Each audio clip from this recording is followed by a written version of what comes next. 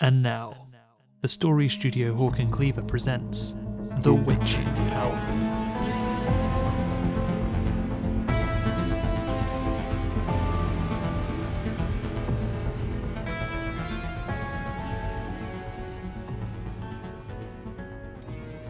The Witching Hour is brought to you by the Mysteries to Die For podcast. It starts with a body. Suspects line up. All have motive, but which one killed? Mysteries to Die For is the podcast for mystery lovers. Season 3 contains the first stories of series detectives like Sherlock Holmes, Monsieur Lecoq, and Hercule Poirot.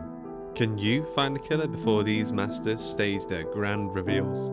Subscribe to Mysteries to Die For wherever you get your podcasts and put your skills to the test. That's the Mysteries to Die For podcast. The Saviour of the Planet. Written by Alexandra Elroy. Performed by Persephone Rose. Just when the sunflower stem I planted a month ago was getting really big, a slug ate its way through it and toppled it. It didn't have a flower yet, it was too young. I found it flat in the dirt this morning, its leaves covered with more slugs. I was upset at first, but then I thought how mighty that slug must have felt, just chomping away happily and suddenly bringing this huge thing down. Good for her. The chanting begins. Of course, I know all the words. I don't dare look at the others, so I say them to the fire. We gathered souls, call to those eternal. Heed our pleas, this time infernal. Grant those worthy with your boundless power their heart's desire this witching hour. And those whose metal may not suffice, may you claim their lives in sacrifice. A flash blinds me for a moment and I blink at the light, not sure why I thought about the slug just now. The fire ate my wish right up, just like last time. That's good. Because if it were different this time, it would mean things, and they don't. But I shouldn't get distracted. This is my chance. I couldn't talk to the gang earlier because they were all looking so solemn, and the masks were throwing me off, and, well, because of my curse. But now that the fire ate my new wish, I should be able to talk to them. Only, they all left already. I turn around and head into the woods in search of them, so I can save them. Item number 1, the fire. The fire eats your wishes and grants them, but not like you think. Be careful because it tricks you and its promises are crooked and it will curse you. Last time I asked for super empathy and the fire gave it to me. I thought it'd be nice because I could understand all the people I'd secretly followed to the ritual. They all looked so cool and they knew what to do and I wanted them to be my friends. I was only 9 as I hid in the bushes and saw them do their ritual and write down their wishes and throw them in the fire. So when I left, I crept over and wrote my own wish on a gum wrapper with the red Parker pen I kept in my pocket and threw it in the fire, and the fire ate it right up. Then the screaming started. A wave of panic poured down my throat from all directions, and then someone came running and that poor girl was killed, and the feeling slammed into my brain until my mind left. That was my first empty time, which is a thing that happens where I walk, but I'm not there. When my mind came back, I couldn't talk anymore. Everywhere I looked, there were looks and worries and opinions, and I felt them all. I was overwhelmed all the time. I felt like an alarm was gonging away in my head with pulses of people. For years, I couldn't respond to any of the feelings around me. But I manage a bit now. On the way here, I trod through the dusk, reciting the moves I'd make with my limbs and the angles and width I'll assume when I see the gang and tell them about the danger. I whisper as I walk, reciting how I'll move when I find them. Tilt the chin to the right, not a full power stance because that is off-putting. Instead, right fist on the hip. Tilt the hip to the fist. Aim the left arm down with the open hand on the thigh. Feet hip-width apart, which is less wide than you think, only about 25 centimeters. I checked. with most weight on the right foot. Tilt chin to the side and up, corners of the mouth up, eyebrows relaxed. Now that I'll get my new wish, I won't really need my verbal aids anymore, but I suppose I'm nervous.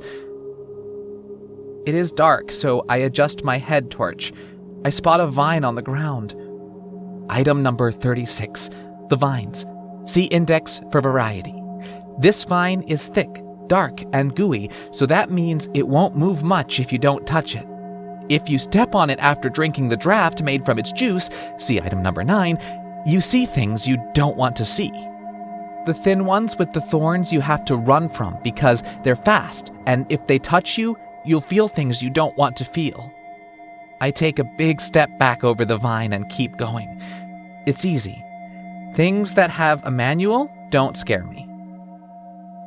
I reach under my superhero cape and pat my shoulder bag, all heavy with the weight of the book. Whenever I experienced the empty time, afterwards at night, information would come to me somehow. Information about the night and the ritual and the monsters that are drawn to it and how everything works.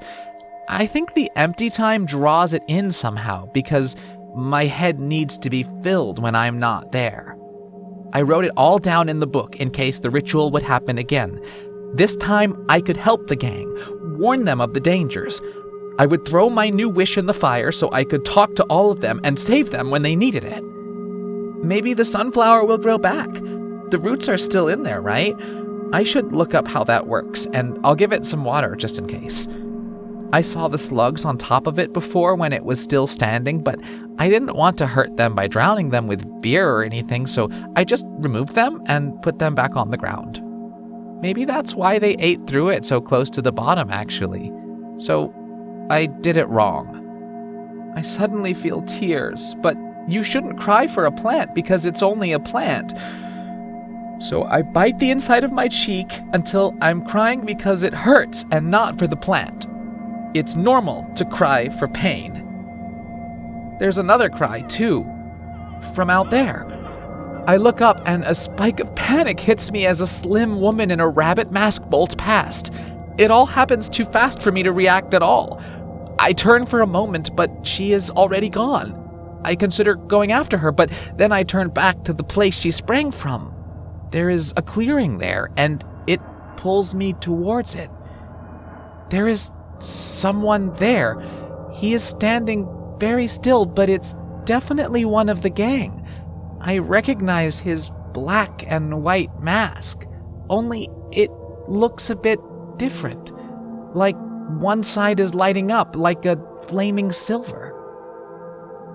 I open my mouth to speak, and I feel like I can almost do it when he turns his head and looks me in the eye. It hurts me like an actual stab. His emotions flow into me and they freeze me.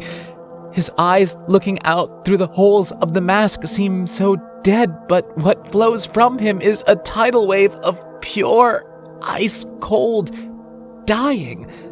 Not death, which is still and calm, but the horrible, twisted feeling of perishing, stretched out, without ending.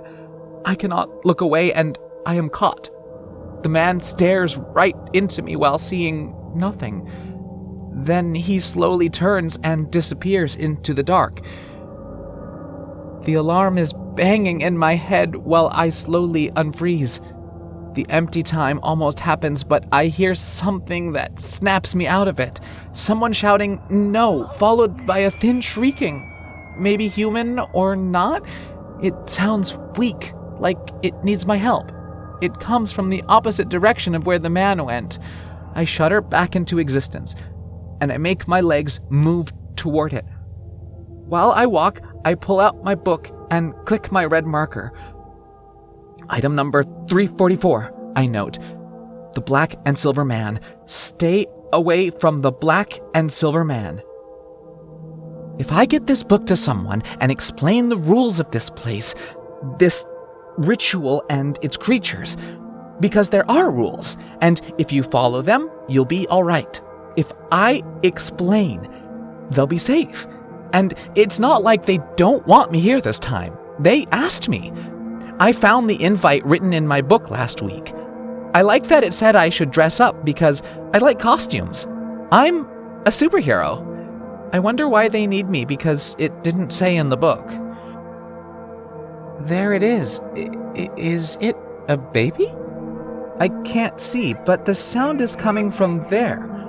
A woman is holding it, standing far too tall for that amount of blood that's on her. Her mask is a lion face.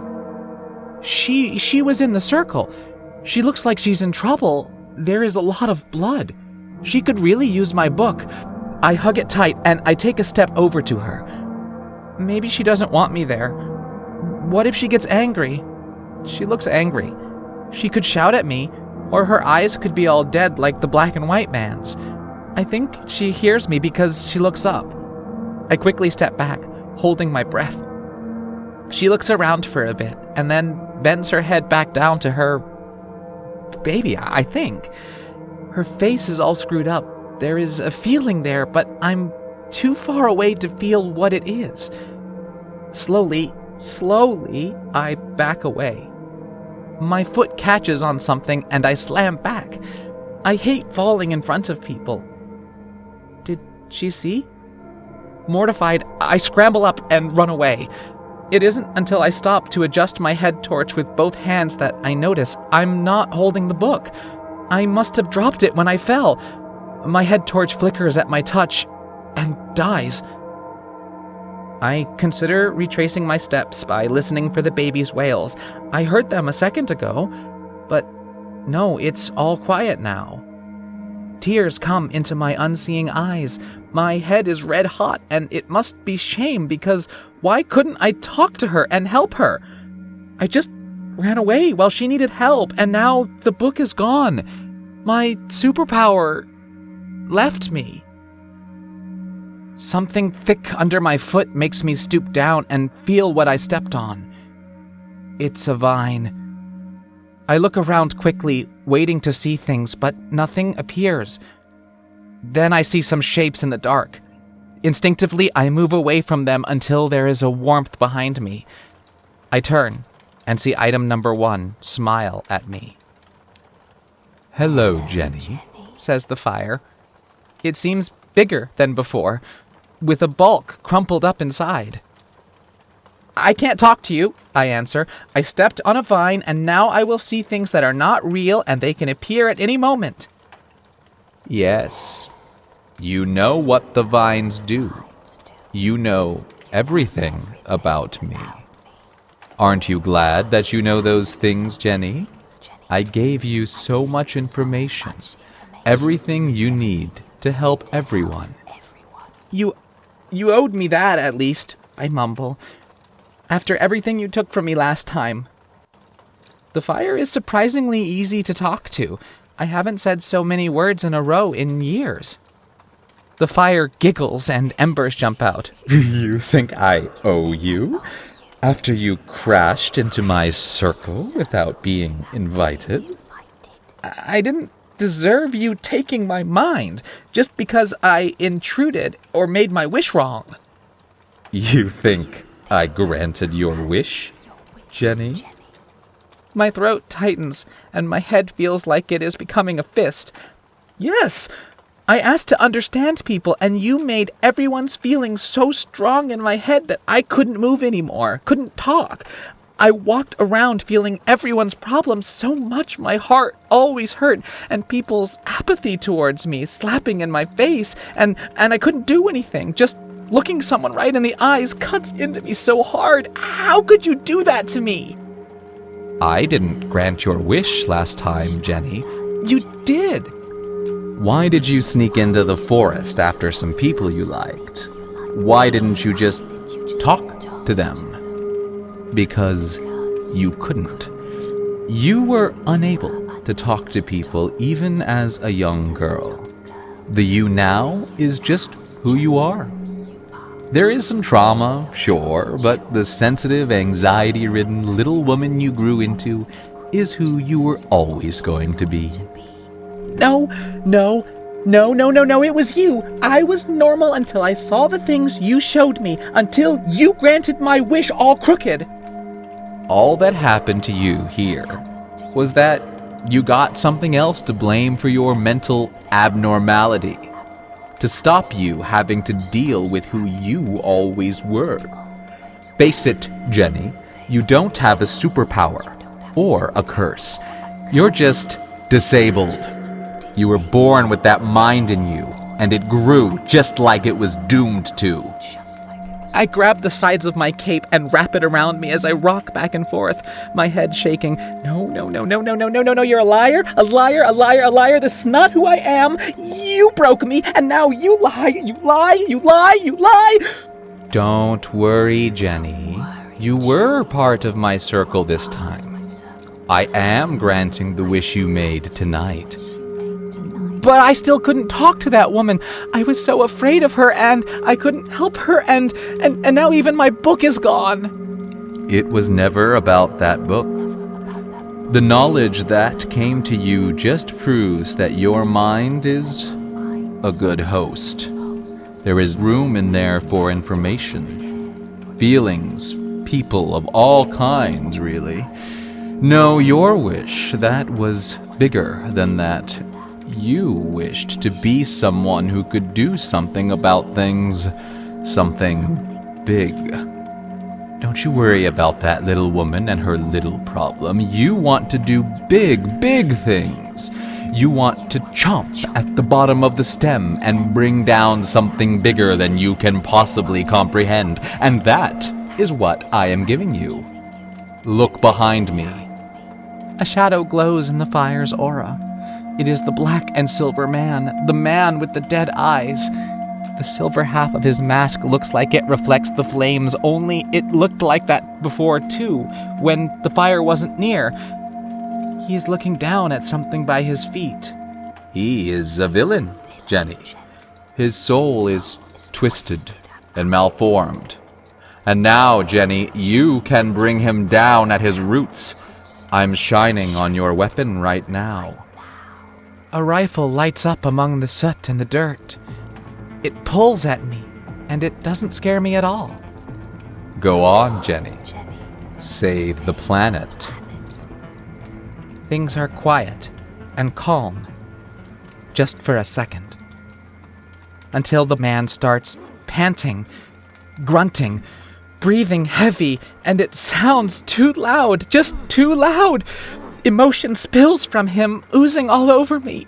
It is offensive, physically painful. He hasn't seen me yet, and he sinks to his knees. My hand closes over the metal of the rifle. It is hot from the fire, and I almost drop it. Quickly, before it burns me, I pull it to me and aim and squeeze. Then I realize it is happening again. The empty time shoots me right out of my head, faster than ever before. With a bang, I am gone. My mind pulled out of my head along with the bullet that races away from the rifle. The vacant space I leave behind in my head gapes, invitingly, as my consciousness rushes out. Suddenly, a new energy from outside seems eager to accept the invitation. It slithers past my departing mind to fill up the new void. I can't grab it. We are crossing streams, and into my head it goes. I witness my stupid body straighten itself up and smile a little just before I disappear forever. And the last thing I hear is the fire's crackly laughter.